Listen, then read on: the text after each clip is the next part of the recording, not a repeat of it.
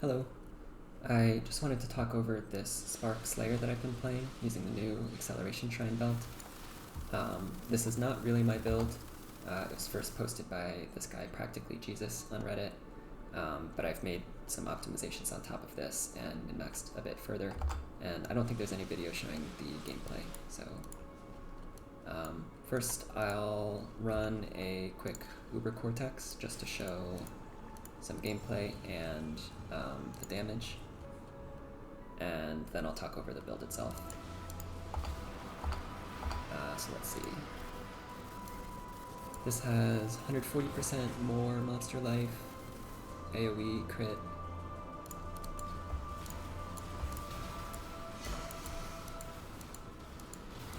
So I'll just run through this pretty quick. Oh, yeah, a lot of AoE.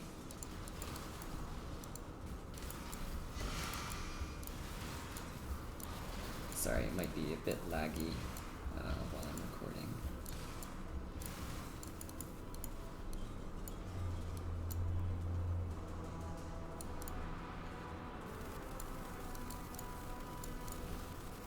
Not sure how I have Headhunter stacks, but those will fall off in a sec, I think.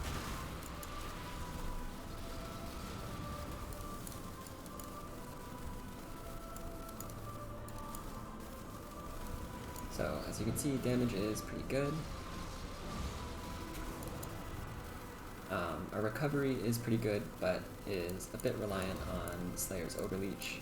There's a decent amount of normal regeneration, and then we're also running Defiance of Destiny with 36% recoup from these rings. So, in mapping and recovery, it's really nice, but this is not like an RF build where you can just stand and face tank everything. At least not without attacking.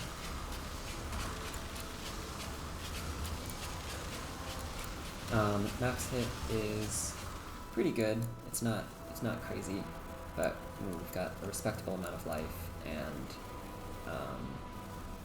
Defiance of Destiny keeps you really topped up.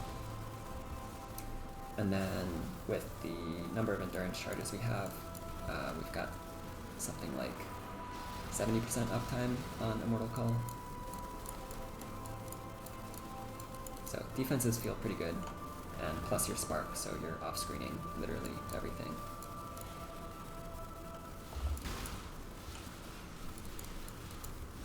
Is the fight over? I think the fight's over. Yeah.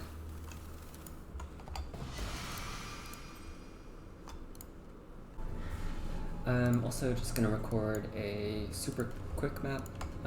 This is not like a strategy or anything, but I realized the Cortex map is kind of a shitty layout, so I just wanted to show like what this build looks like on a nice layout.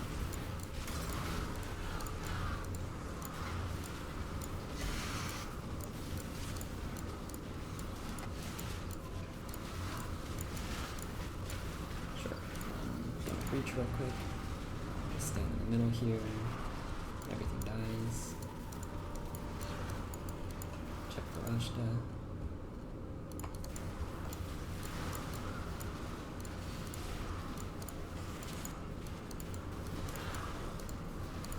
This other breach.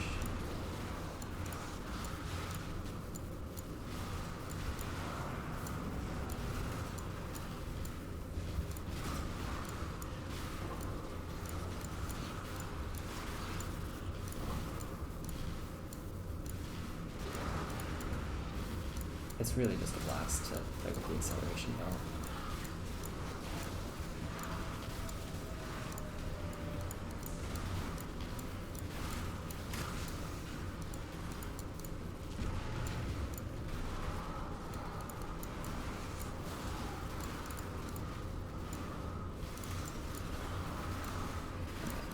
I'm not going to wait for this breach to finish. I'll just go in and kill the boss. I really hate this shaper pausing your map thing. And there, boss. So I think the big question to answer here is why Slayer? Most Spark builds are running top left side of the tree on mostly Inquisitor, but also Hierophant, some Guardian for the Aura Stacker. The main reason for being Slayer and the bottom right side of the tree is Proj Speed. And that's because we can tattoo every one of these dex notes with Proj Speed, and we also get Projectile Masteries, which lets us take the 15% more projectile speed. Slayer is also just kind of a generically powerful ascendancy. Get a bunch of damage from Bane of Legends, the Overleech solves a lot of problems, and Masterful Form gives us some unique charge scaling. But I think first it makes sense to talk about how Spark works. Feel free to skip this if you're familiar. So if I take off Spell Echo and the belt, every time I cast Spark, it shoots out a number of projectiles. They last for some duration, which can be scaled up with skill effect duration, and then they move according to the projectile speed. A single cast of Spark can hit the same enemy multiple times. It can't shotgun, so if I'm standing like really close to an enemy, that one click is not going to hit them. I think I have 15 projectiles, so 15 times. And that's because there's an internal cooldown per cast, not per projectile, of when Spark can hit. So Spark can hit once every 0.66 seconds. If the enemy's here and I cast, you can see that hit them once, twice, 3 times, once, twice, maybe 3 times. So that number can be scaled up with skill effect duration, making the sparks last longer. The number of projectiles, Spark the Nova already has 15, so it's not really efficient to scale projectiles. And the last thing is projectile speed. So the more projectile speed you have, the more those sparks move around, so the more likely it's going to hit that one spot multiple times per cast. 1, 2, 3, 4, 5, 6. And this is also changed if you are in a small arena. Obviously now it's much more likely that one cast of Spark is going to hit multiple times. This is happening independently every time that you cast Spark, including with things like Spell Echo. So you can think of it as a function of the arena, your proj speed, number of projectiles, and skill effect duration, and that just gives you a multiplier for how many times each cast of Spark is hitting.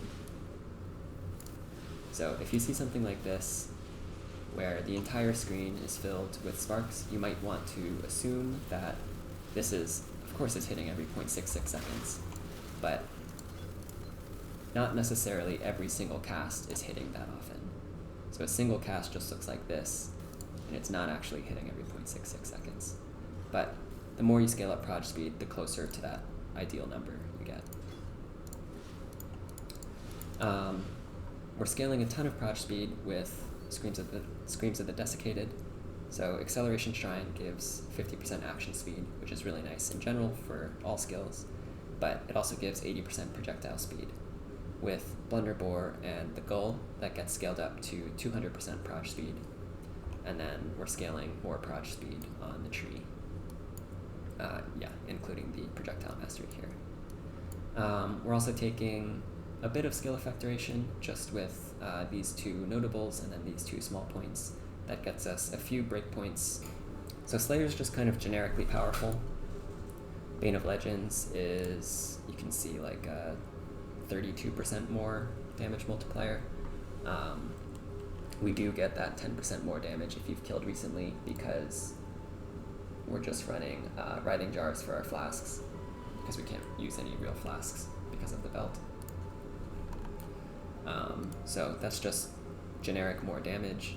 Brutal Fervor is really nice for recovery. Overleech feels really good. And then Masterful Form is probably the biggest reason that we're taking Slayer. So Masterful Form gives you an extra frenzy charge and then sets your endurance charges equal to your frenzy charges. We're scaling up a number of frenzy charges, not as much as like a flicker build, but we've got +2 from rings. We're taking the 3 from the tree, and then Slayer's extra 1. And then you can also get an extra on the shield. I currently don't have them on the shield. So something like 9 to 10 frenzy charges, and this converts that into 9 to 10 endurance charges.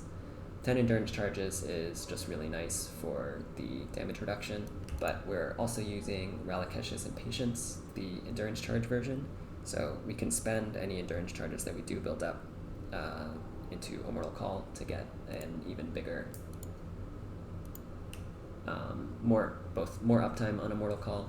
The endurance charges give you more duration, but also more Fizz DR.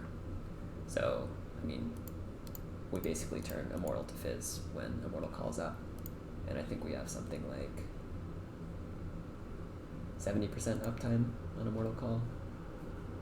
So it's quite a nice defensive layer, even if it's not really like ethical to tick this box in POB. We're scaling damage up a bit from the Frenzy and Endurance charges too. So Frenzy charges already just give you 4% damage and 4% cast speed per Frenzy charge, so that's a bunch of damage already by itself. But we're also stacking a few sources of damage per charge. So this very large Thread of Hope lets us grab both of these nodes, so that's 8%, 8%, and then from our Elegant Hubris we get a few more sources.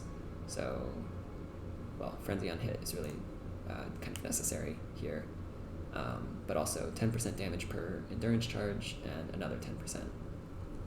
And then you get 5% on gloves, so altogether that's over 40% damage per charge, and times 10 charges, that's just 400% free increased damage. Well, 400% increased damage from this quite efficient package. Other than that, we're kind of a normal build. We're not stacking any one stat to get all of flat, increased, crit, etc. Like the Inquisitor versions of this build just stack life, and then they get flat damage from Energy Blade, increased damage from Wrathpith, spell crit from Wrathpith, etc. We're kind of just getting every stat independently, but doing it in these little efficient packages, so you can fit so much into the build. So flat damage, we're just good old-fashioned plus levels to gems, +2, +1 from the shield. You could also run an amulet instead of Defiance of Destiny for a lot more damage, like a replica Dragon Fangs or a focused amulet. But Defiance of Destiny is a little too comfy for me to give up. And then I've got +4 from Corrupts on the chest. So gets a decent amount of flat damage. I think there's also a bit from, I'm running a couple Abyss Jewels with damage to spells. After that, we are scaling crit. See, we're completely crit capped and quite a lot of crit multi. A lot of that is due to the new overloaded intensity support. So first off, you need to be using Pinpoint to use overloaded intensity. Pinpoint is already just a pretty good gem, especially for Spark. Pinpoint says you have more projectiles, but if you stand still and cast, you fire less projectiles, but they deal more damage. We have baseline 15 projectiles, so like firing a few less projectiles is not a huge deal. And you can see it's a 48% damage multiplier, so it's quite a good gem already to run. Overloaded intensity says if you lose those intensity stacks, you'll gain overloaded intensity. So as you cast and move around, you'll build up intensity, lose it when you move, and eventually get this overloaded intensity. This stacks up to 3, and we've got a bunch of extra levels to this. So you can see my overloaded intensity here is level 7 because we're taking the crit mastery, plus levels to all crit support gems. So at max, 3 overloaded intensity stacks, getting something like 6% base crit chance and 180 to 190 crit multi. That's on top of Spark's base 6% chance. So this is almost literally doubling the crit chance. problem with overloaded intensity is in order to build it up, you have to be losing intensity stacks. And if you're just standing still and attacking for a boss, those intensity stacks aren't gonna fall off, so you won't gain the overloaded intensity. The way we're handling that is using the nadir mode jewel. Already this is just a good jewel. It's like 150% crit chance. But the important line is at the bottom. Spells which have gained intensity recently lose 1 intensity every half second. This basically constantly degens your intensity stacks, and those will feed into the overloaded intensity stacks. So if you have this on, there's a little bit of ramp at the start of the map, but after that you've pretty much always got overloaded intensity. Also, once you have overloaded intensity, it's pretty easy to maintain. It lasts for 10 seconds, and anytime you get a new stack, it fully refreshes the duration. These aren't like independently falling off or anything. With all of that, this is like 121% more damage. You can see without it, I have 52% crit chance. If I click it, I'm up to 100% plus another 190 crit multi. So just crazy new gem if you can use it. The other one, maybe even crazier, is Unholy Trinity. This is sort of like Trinity, where you need to deal 2 of 3 damage types to maintain enough resonance. The difference is the types are Fizz, Lightning, and Chaos. We're dealing Lightning and Chaos. Super easy with the Foulborn Blue Nightmare. I think all builds that are running lightning spells are doing this, but baseline it gives you 10% lightning as extra chaos, and then I've just got 2 lightning res tattoos here, so that's 12% converted to chaos. And then the wand also has a little bit of lightning as extra chaos, or non-chaos as extra chaos. So we're dealing a decent amount of chaos damage. You can then scale that up with Wither, but Unholy Trinity, baseline, it's 35% more damage because resonance goes up to 50. So 35% more damage, and then you also completely ignore lightning and chaos res. So with all of that, this is like 140% more damage. Really insane, and it's super low investment. It's just like 1 jewel socket and 2 tattoos. You can also fit that here, because there's a lightning res here, and if you're on top side of the tree, literally any jewel socket will let you do this. Other than that, there's not really much damage to take on the tree. Most of the stuff in the bottom right is specific to attacks or weapons, so stuff like this is all weapon specific. Bows, these projectile ones don't give damage. This is poison stuff, claws, LE damage to attacks,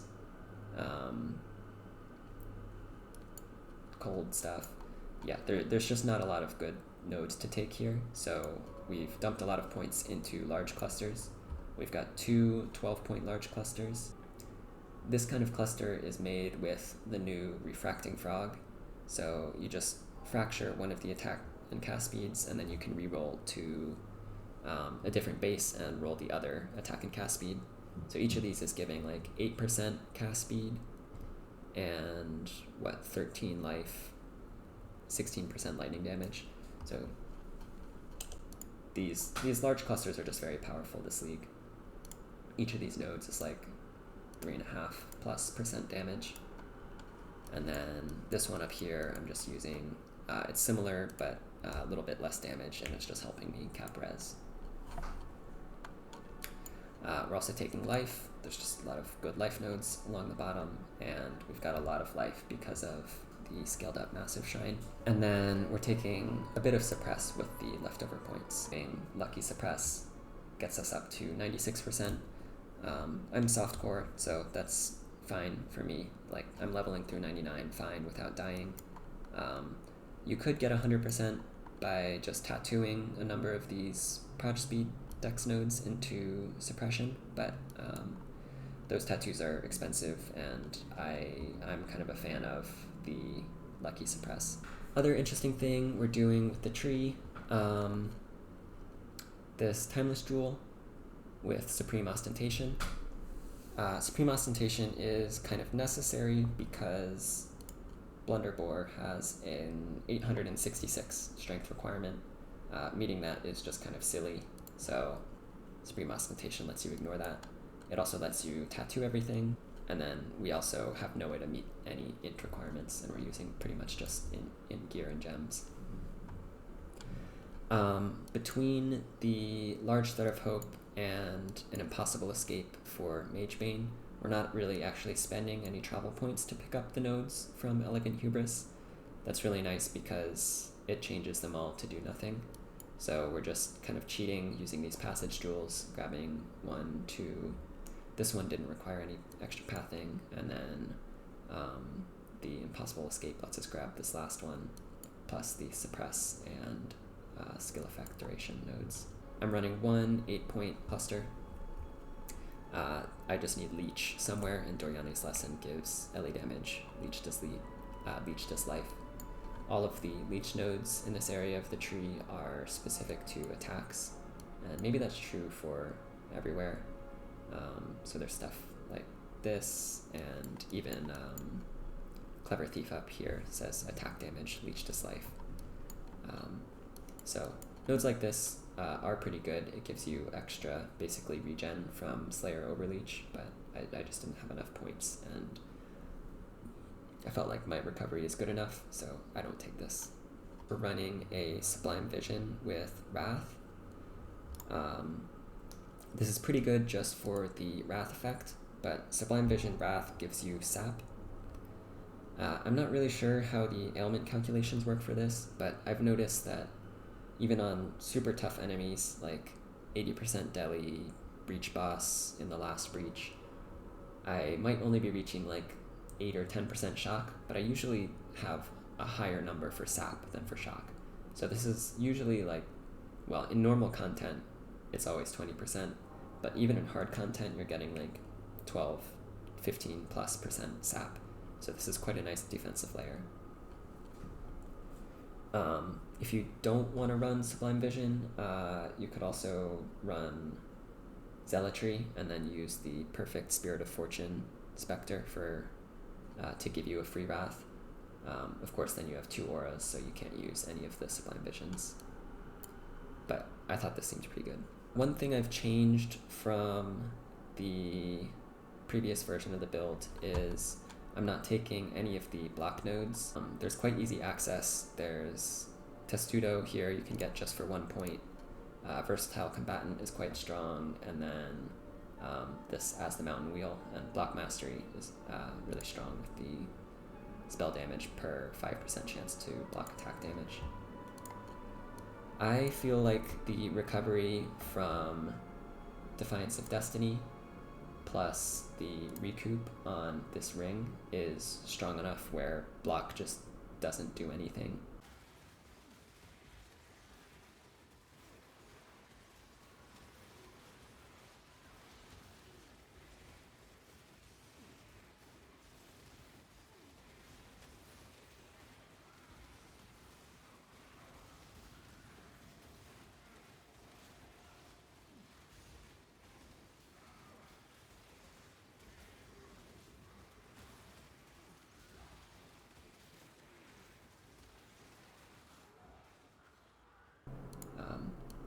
I was trying really hard to reach like capped block, and then considering even stealing more than skill, but for the amount of investment it took, I just don't think it was worth it.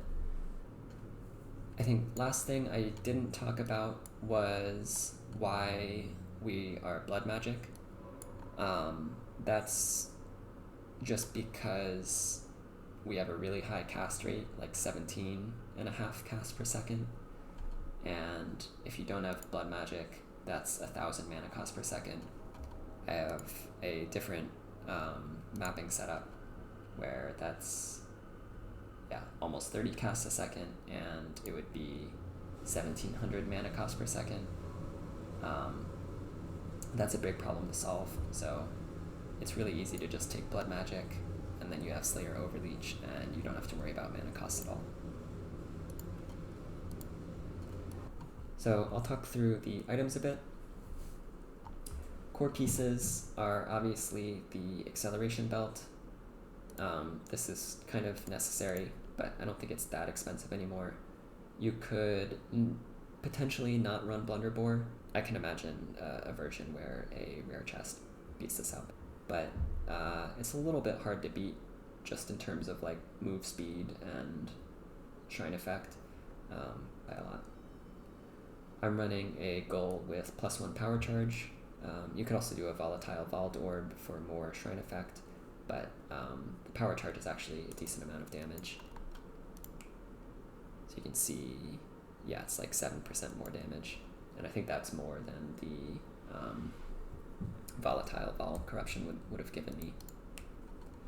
A lot of that comes from we're running an Imbue with power charge on crit. This is just a really strong level 1 gem. It's the same at level 1 as it is at level 21.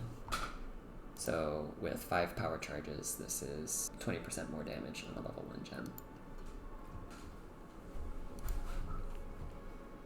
This weapon is mirrored. Super unnecessary, but I just had a bunch of currency and I've never mirrored a weapon, so wanted to do that. The explode doesn't really, you honestly don't really feel it. So the explode does fizz damage.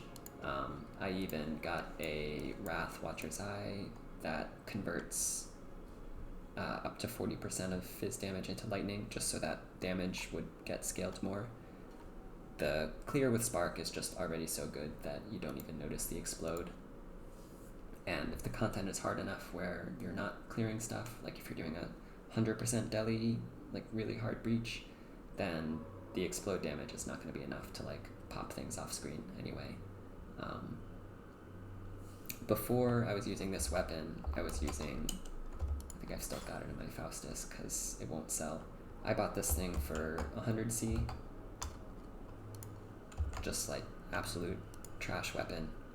It's just got lightning damage to spells, +1 level, and then some cast speed, and a little bit of spell damage. I bought this for 100C, and it had already been sitting on the market for like 10 days, and yeah, it's a 25% damage loss from a mirrored weapon. So I'm sure you could craft something better than this for like under 10D. The shield. This is just kind of a lightning caster shield. It's a little bit weird because most of the time people don't want life on this. They want ES or maybe chance to block as a prefix. So this can be a little bit hard to find. You can roll this from a fractured prefix until you get the +1 lightning spell skills, and then just reforge life, or lock prefixes, reforge life to get the life roll, and then lock prefixes again and reforge chaos for the chaos res. The spell crit's not super important. Before this I was running, I don't have it anymore. I was running just a like high chance to block spells shield on a frenzy charge base, but this was way more damage. And because the Defiance plus Recoup was enough recovery for me, I felt like I could afford this damage. Gull and Blunderbore we talked about. These gloves are not super crazy. We don't care about armor, evasion, or ES, so getting a fracture like this is actually pretty cheap because you can get it just on a normal quality bad base. But yeah, Fractured Temple mod.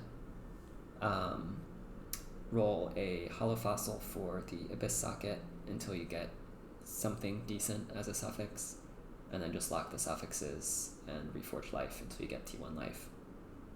I threw a Veiled Exalt on here for no reason, got 33 life regen, which means nothing, so kind of just a waste of 30D, but yeah, not super hard to craft. This ring is mostly nice for the Recoup, and then it's just a bunch of damage. It's got cast speed, the global crit multi, and then the max frenzy charge is not worth too much. I think it's only like 5-6% damage per ring. So it's like a 12% damage increase if you, or damage loss if you just do this on a normal ring base, but it'll also make capping your res easier, and then you could use like a better cluster. So this is definitely not a priority. I was just relying on the frenzy charges for damage quite a bit more before I got better clusters. And then the third ring, which we get because of the King in the Mist Nameless Bloodline for +1 ring slot. This is just fixing res, giving life, and a bit of damage with the crit multicast speed. Not a super special ring, but res was really tight, so I needed something like this. If you do a non-frenzy ring, I think capping your res would be a lot easier, and this ring doesn't need to be as insane either. And that's pretty much it. Yeah, I think that's it. Oh, I guess I'll also talk about, I make a few swaps when I am running juicier breach content. I'm kind of a fan of small adjustments to the tree to optimize for the content that you're doing. So I have a few loadouts, but I'll just drop some life, a little bit of suppress, and then a few of these points. These are just damage. And take, most importantly, this poison wheel. The poison doesn't do anything, but this poison mastery for enemies poisoned by you cannot deal critical strikes is really, really strong. The small nodes already give 25% chance to poison, so this is pretty much just full crit immunity. And then the extra 10 chaos res is helpful to cap chaos res, because I'm pretty sure the breach boss does chaos damage. And then other thing to take is Graceful Assault. I don't have Onslaught normally, so this is just really nice when mapping. You can see, yeah, it's like a decent damage node, but most importantly gives 71% extra move speed because the Onslaught effect and then the action speed scaling on top. And, oh, I also dropped these two skill effect nodes. Skill effect for Spark is mostly good if you have time to stand and precast, but with these, the Spark duration is, I think, something like 3.5 seconds. Let's see. Yeah, 3.4 seconds. So in a breach, nothing's alive for that long, so the skill effect duration doesn't really matter. So just take these out. And then sometimes if I need some currency, I run boxes. So boxes are super easy, so I just drop whatever and path all the way up here for the caster mastery to open chests. Okay, also just gonna add a quick showcase of a breach map. I guess these are not so quick. This is with Bloodlines, Wisps, and Resonant Cascade. You can run a Risk Scarab, but you need a ring swap for Reflect immunity. I don't want to accidentally walk into a Reflect map just because I'm, like 99.5 now.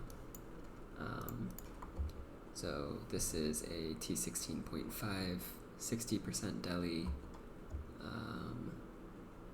and looks like there's not really any real mods on it, so that's nice. And this is using the mapping setup with Graceful Assault and the crit immunity.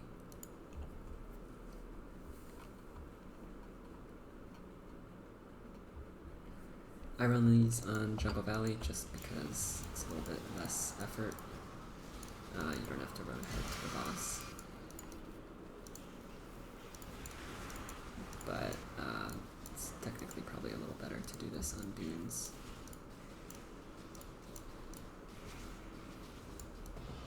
And yeah, it's pretty laggy when I'm recording too, so hopefully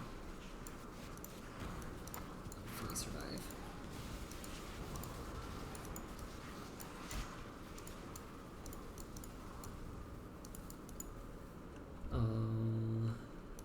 do the Mirage at the beginning, sure.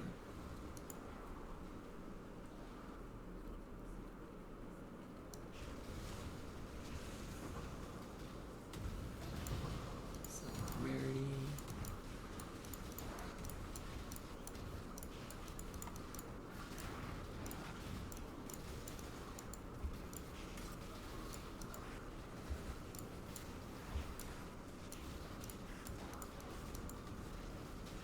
I'm gonna do this harvest, or at least step in here just because I'm still looking for one of the challenges. Looks like nothing there.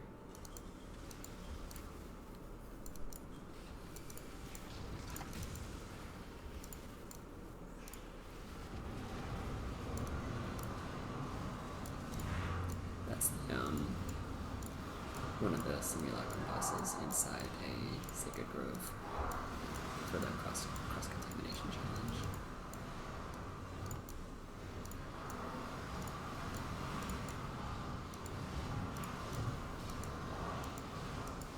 Yeah, here's a room.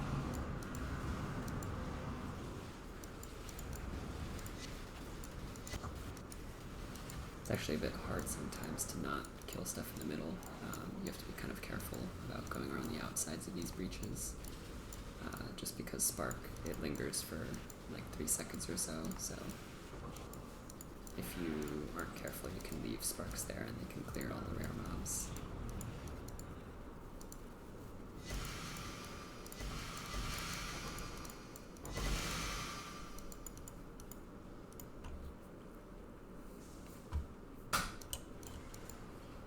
Okay, we'll go finish the rest of the map.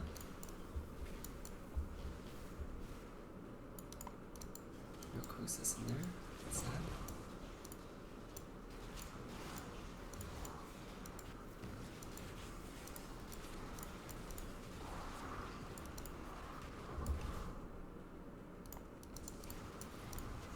Not gonna take that one.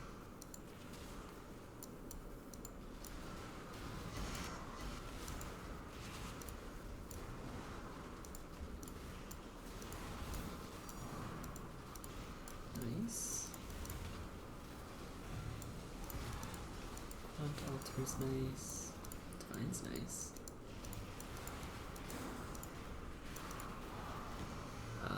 And my res is too tight, so I can't take these minus fire and chaos res ones.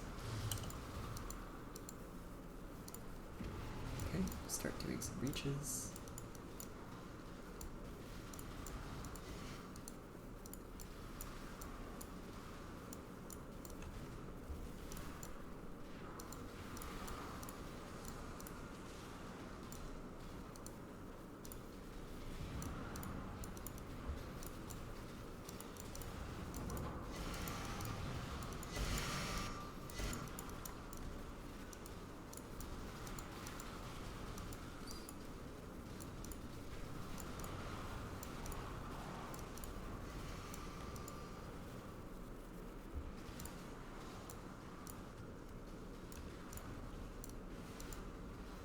Oh, I'm also not sure I mentioned in when I was talking through the POV, but I also swapped to the new Greater Tower support when mapping.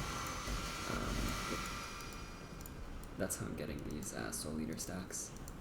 Super nice for like a dedicated mapping setup. We're already scaling a ton of cast speed, so it's not the most effective. But yeah, I mean, hard to complain about Soul Leader.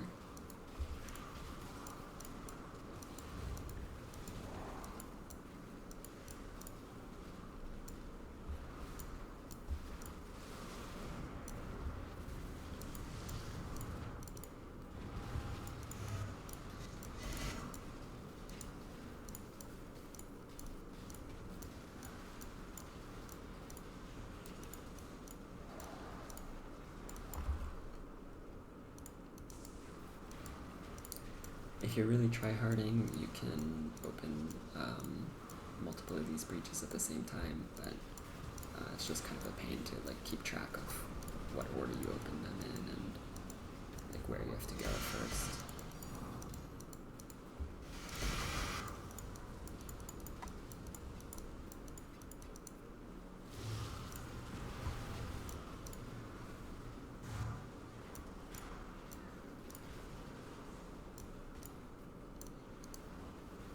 yeah, as you can see, no problems at all running pretty hard breach content.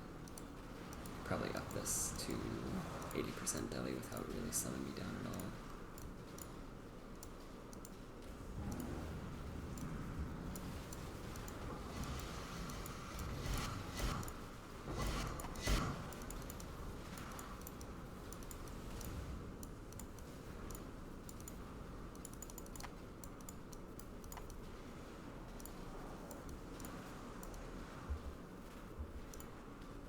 Try not to accidentally kill the rune.